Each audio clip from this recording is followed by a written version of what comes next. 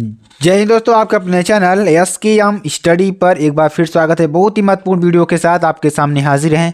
यहाँ पर देखिए हम बात क्या करने वाले, अच्छी तरीके से हम आपको बताएंगे और समझाने का प्रयास करेंगे मेरे प्यारे बच्चों, ताकि आपको अच्छी तरीके से सारी चीज़ें समझ में आ जाए। ठीक है, यहाँ पर हम बात करने वाले हैं कक्षा 12 भौतिक विज्ञान। किसकी बात करेंगे? कक्षा 12 भौतिक विज्ञान की बात करेंगे। 2023 मॉडल पेपर पर आधारित प्रश्न। किस पर? 2023 मॉडल पेपर पर आधारित प्रश्न की बात करेंगे, जो कि 95% आपके एग्जाम में आने वाले हैं। किस में आने वाले हैं? 95% है कि आपके एग्जाम में यही प्रश्न एग्जैक्टली आने वाले हैं। तो मेरे प्यारे बच्चों, आपको जुड़ना है। कहाँ जुड़ना है? एसकेएम स्टडी का जो ऑफिशियल क्या है, एसकेएम स्टडी का जो ऑफिशियल टेलीग्राम चैनल है, वहाँ पर जुड़ना है आपको। ठीक है, उसके साथ साथ मेरे प्यारे बच्चों, यूपी बोर्ड की न्यू अपडेट्स के लिए कहाँ पर जुड़ना है? यूपी बोर्ड के न्यू अपडेट्स, और आपको मॉडल पेपर का सलूशन भी आपको दिया जाएगा। ठीक है, वहाँ पर जो इंपॉर्टेंट क्वेश्चंस रहेंगे, 2000 जो वायरल प्रश्न रहेंगे, सारे वायरल प्रश्नों को भी वहाँ पर चर्चा किया जाएगा। कहाँ पर? skmstudy.com वेबसाइट पर। कहाँ पर? skmstudy.com वेबसाइट पर। तो वहाँ पर दोनों जगह आपको जाना है, विजिट करना है मेरे प्यारे बच्चों। आपको अच्छी तरीके से सारे नॉलेजेबल चीज़ मिल जाएंगे। ठीक है, चलिए यहाँ क्वेश्चंस की बात करते हैं और आपको अच्छी तरीके से समझाने का प्रयास करते हैं मेरे प्यारे बच्चों। क्वेश्चन देखिए क्या है, बहुत ही इंपॉर्टेंट क्वेश्चन, बहुत ही महत्वपूर्ण क्वेश्चन, बहुत बार एग्जाम में आया हुआ प्रश्न है। ठीक है, क्वेश्चन क्या है? साइक्लोट्रॉन किस सिद्धांत पर कार्य करता है? जो साइक्लोट्रॉन होता है वह किस सिद्धांत पर कार्य करता है, उसकी चर्चा यहाँ पर करने वाले हैं। तो यहाँ पर देखिए, साइक्लोट्रॉन जो है किस सिद्धांत पर कार्य करता है। तो साइक्लोट्रॉन के कार्य का सिद्धांत यह है कि जो साइक्लोट्रॉन के कार्य का सिद्धांत यह है कि डीज के बीच, जो डीज है, ठीक है, डीज के बीच लगने वाले प्रत्यावर्ती विभवांतर की, ठीक है, जो डीज के बीच लगने वाला प्रत्यावर्ती विभवांतर है, विभवांतर की रेडियो आवृत्ति, किसकी? रेडियो आवृत्ति डीज के भीतर आवेशित कण के परिक्रमण की आवृत्ति के बराबर होनी चाहिए। ठीक है, तो बहुत ही इंपॉर्टेंट है आपके लिए मेरे प्यारे बच्चों।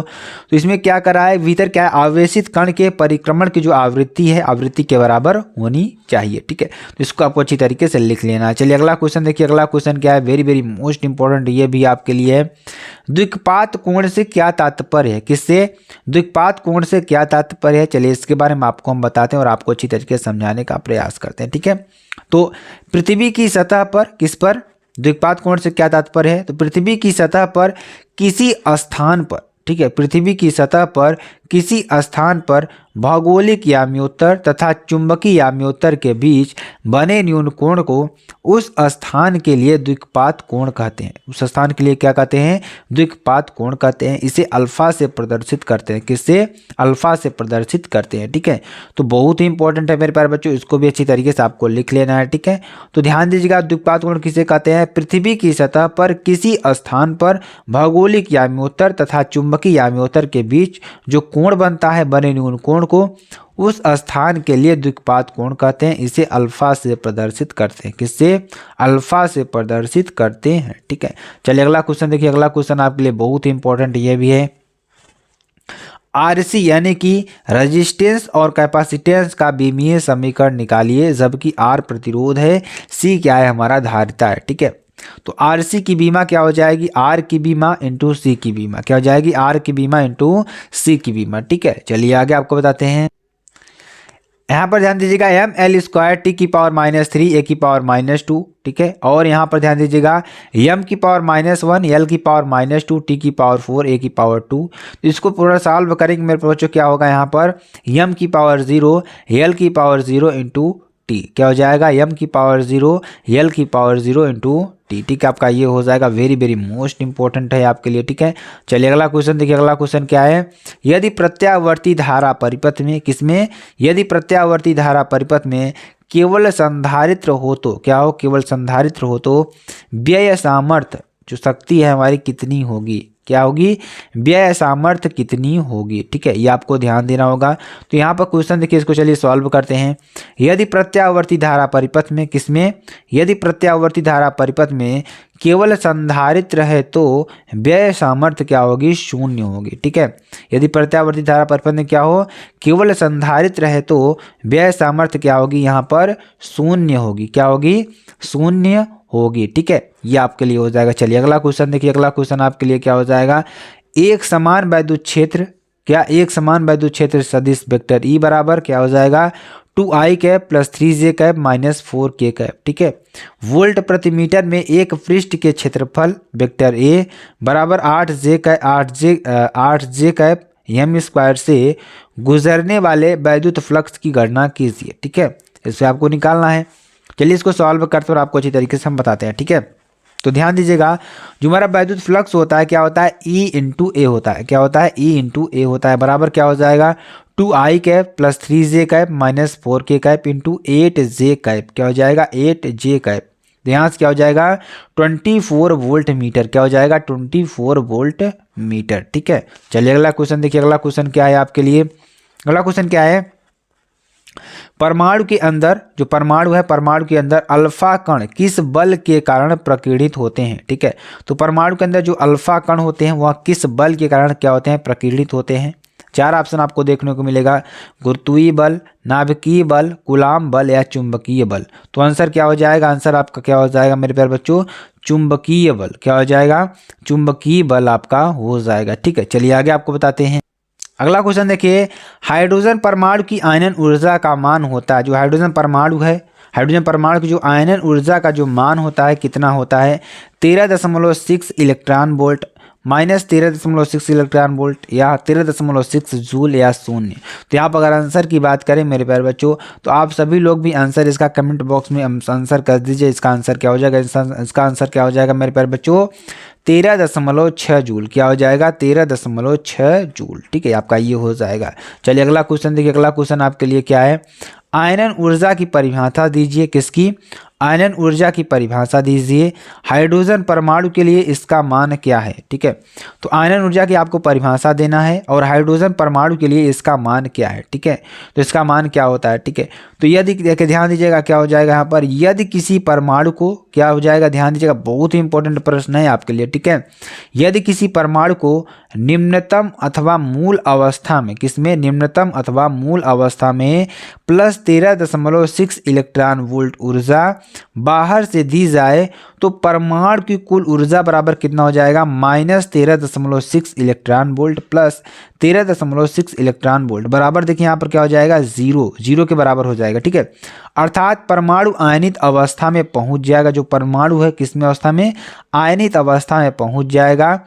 यह बाह्य ऊर्जा ही परमाणु की आयनन ऊर्जा कहलाती है। जो बाह्य ऊर्जा है यह आयनन ऊर्जा ही कहलाती है। ठीक है, हाइड्रोजन परमाणु के लिए, जो हाइड्रोजन परमाणु है, हाइड्रोजन परमाणु के लिए इसका मान कितना होता है 13.6 इलेक्ट्रॉन वोल्ट होता है। क्या होता है 13.6 इलेक्ट्रॉन वोल्ट भी होता है। ठीक है, चलिए अगला क्वेश्चन देखिए।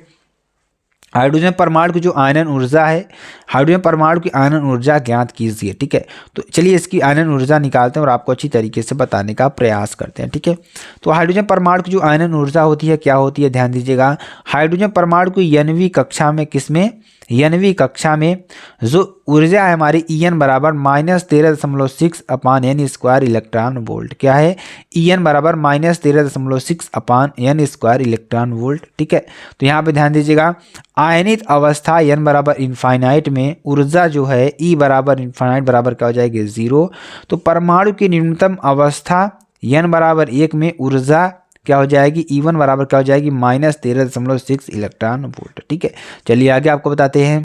अतः यहाँ पर देखिए यदि परमाणु को, जो परमाणु है अतः परमाणु को निम्नतम अथवा मूल अवस्था में, निम्नतम अथवा मूल अवस्था में 13.6 इलेक्ट्रॉन वोल्ट ऊर्जा बाहर से दी जाए तो परमाणु की ऊर्जा, जो परमाणु की ऊर्जा है minus 13.6 electron volt plus 13.6 electron volt बराबर जीरो हो जाएगी। अर्थात परमाणु आयनित अवस्था में पहुंच जाएगा। परमाणु कहाँ पहुंच जाएगा, आयनित अवस्था में पहुंच जाएगा। ठीक है, चलिए आगे आपको बताते हैं। अगला क्वेश्चन देखिए, निम्नलिखित कण एक ही वेग से गतिमान है तो न्यूनतम डी ब्रोगली तरंगदैर्घ्य वाला कण कौन सा है। ठीक है, तो ध्यान दीजिएगा यहाँ पे देखिए जो कण है सभी कण क्या हैं, एक ही वेग से क्या है गतिमान है। ठीक है, तो न्यूनतम डी ब्रोगली तरंगदैर्घ्य वाला जो कण है कौन सा होगा, प्रोटॉन होगा, ड्यूट्रॉन होगा, अल्फा कण होगा या न्यूट्रॉन होगा। तो यहाँ पर अगर आंसर की बात करें, आंसर क्या हो जाएगा मेरे प्यारे बच्चों अल्फा कण हो जाएगा। क्या हो जाएगा, अल्फा कण आपका हो जाएगा। ठीक है, चलिए अगला क्वेश्चन देखिए। अगला क्वेश्चन आपके लिए क्या है, फोटान के गतिज द्रव्यमान का सूत्र है, जो फोटान के गतिज द्रव्यमान का सूत्र है वह क्या है, ठीक है, एच वी अपान लैम्डा या H V upon C square, H V upon V या C square upon H V. तो आंसर की बात करेंगे, आंसर क्या हो जाएगा, H V upon C square. क्या हो जाएगा, H V upon C square. ठीक है, चलिए अगला क्वेश्चन देखिए। अगला क्वेश्चन क्या है आपके लिए, वैद्युत चुंबकीय तरंगों के किसके, वैद्युत चुंबकीय तरंगों के वैद्युत एवं चुंबकीय क्षेत्र सदिशों में कलांतर। ठीक है, इसमें कलांतर क्या हो जाए, 0 पाई या पाई/2 या 3 पाई/2। तो आंसर क्या हो जाएगा, 0। क्या हो जाएगा, 0 आपका आंसर हो जाएगा। ठीक है, चलिए आगे आपको बताते हैं अगला क्वेश्चन। देखिए अगला क्वेश्चन क्या है, बहुत ही इंपॉर्टेंट क्वेश्चन है, बहुत ही महत्वपूर्ण क्वेश्चन है मेरे प्यारे बच्चों। क्वेश्चन क्या है, एक उत्तल लेंस तथा एक उत्तल लेंस तथा एक अवतल लेंस की फोकस दूरी। मान लीजिए उत्तल लेंस की जो फोकस दूरी दे रखा है कितना दे रखा है, और अवतल लेंस की फोकस दूरी जो दे रखी है कितनी दे रखी है। तो यहाँ पर ध्यान दीजिएगा, एक उत्तल लेंस था एक अवतल लेंस की फोकस दूरी क्रमशः 10 सेंटीमीटर व 50 सेंटीमीटर है। ठीक, कितना, 10 सेंटीमीटर व 50 सेंटीमीटर है। दोनों लेंस संपर्क में रखे हैं, जो दोनों लेंस हैं वो किस में रखे हैं, संपर्क में रखे हैं, यानी पास पास रखे हुए हैं। ठीक है, इस युग में 25 सेंटीमीटर की दूरी पर किसमें 25 सेंटीमीटर की दूरी पर वस्तु रखी है। तो वस्तु के प्रतिबिंब की स्थिति आपको बताना है। ठीक है, तो चलिए इसको सॉल्व करते हैं। सॉल्व करने का तरीका क्या है, वेरी वेरी मोस्ट इंपॉर्टेंट है आपके लिए। देखिए दिया क्या है, यहाँ पर दिया है, क्या दिया है, ध्यान दीजिएगा, दिया है उत्तल लेंस, क्या, उत्तल लेंस। ठीक है, उत्तल लेंस की फोकस दूरी, किसकी, उत्तल लेंस की फोकस दूरी। तो उत्तल लेंस की फोकस दूरी क्या हो जाएगी, ध्यान दीजिएगा, F1 बराबर क्या हो जाएगी, 10 सेंटीमीटर। ठीक है, और यहाँ पर ध्यान दीजिएगा अवतल लेंस, क्या, अवतल लेंस की फोकस दूरी। ठीक है, अवतल लेंस की फोकस दूरी। ठीक है, अब इसकी फोकस दूरी क्या हो जाएगी, F2 बराबर क्या हो जाएगी, -50 सेंटीमीटर। ठीक है, क्या हो जाएगी, -50 सेंटीमीटर। अब चूंकि दोनों लेंस संपर्क में रखे हैं, किसमें, दोनों लेंस संपर्क में रखे हैं। ठीक है, तो दोनों लेंस संपर्क में रखे हैं। तो यहाँ पर ध्यान दीजिएगा, इसलिए जो हमारा सूत्र बनेगा संयुक्त लेंस की, क्या बनेगा, संयुक्त लेंस की फोकस दूरी। ठीक है, संयुक्त लेंस की जो फोकस दूरी है, ठीक है, तो फोकस दूरी क्या हो जाएगी मेरे प्यारे बच्चों, 1/f। क्या हो जाएगा, ध्यान दीजिएगा, 1/f बराबर 1/f1 प्लस 1/f2। ठीक है, ये आपका हो जाएगा। अब यहाँ से देखिए ध्यान दीजिए, क्या हो जाएगा, 1/f बराबर क्या हो जाएगा, 1/10। ठीक है, प्लस यहाँ पे क्या हो जाएगा, 1/-50। ठीक है, बराबर इसको क्या हो जाएगा, 1/f बराबर क्या हो जाएगा, 1/10 माइनस 1/50। ठीक है, क्या हो जाएगा, 1/50। अब इसको अगर हम सॉल्व करेंगे मेरे प्यारे बच्चों, तो क्या हो जाएगा, 5 - 1/50 बराबर क्या हो जाएगा, 4/50। ठीक है, इसको सॉल्व करेंगे तो 2/25 आ जाएगा सेंटीमीटर। ठीक है, अब देखिए इतना आपको सॉल्व करने के बाद क्या करना है मेरे प्यारे बच्चों, यहाँ से आपको फोकस दूरी आएगी, कितना आएगी, फोकस दूरी आपको आएगी 1/f का मान आएगा। ठीक है, अब देखिए अब क्या सॉल्व करेंगे, युग्म से क्या हो जाएगा, युग्म से वस्तु। ठीक है, युग्म से वस्तु की दूरी। ठीक है, युग्म से वस्तु की दूरी जो हमारा यू है क्या है, -25 सेंटीमीटर। कितना है, -25 सेंटीमीटर आपको दे रखा है।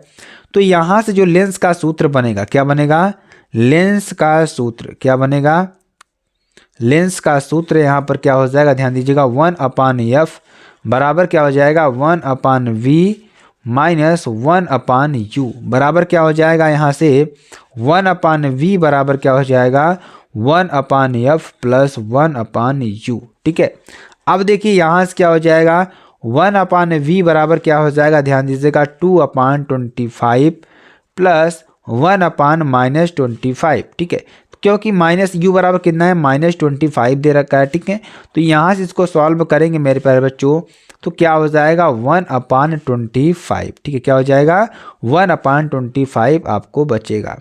ठीक है, तो यहाँ से v बराबर कितना निकल जाएगा 25। तो वस्तु से प्रतिबिंब की स्थिति आपको यहाँ निकल कर आ जाएगी। तो यहाँ पे आप लिख सकते हैं, क्या लिख सकते हैं, वस्तु के प्रतिबिंब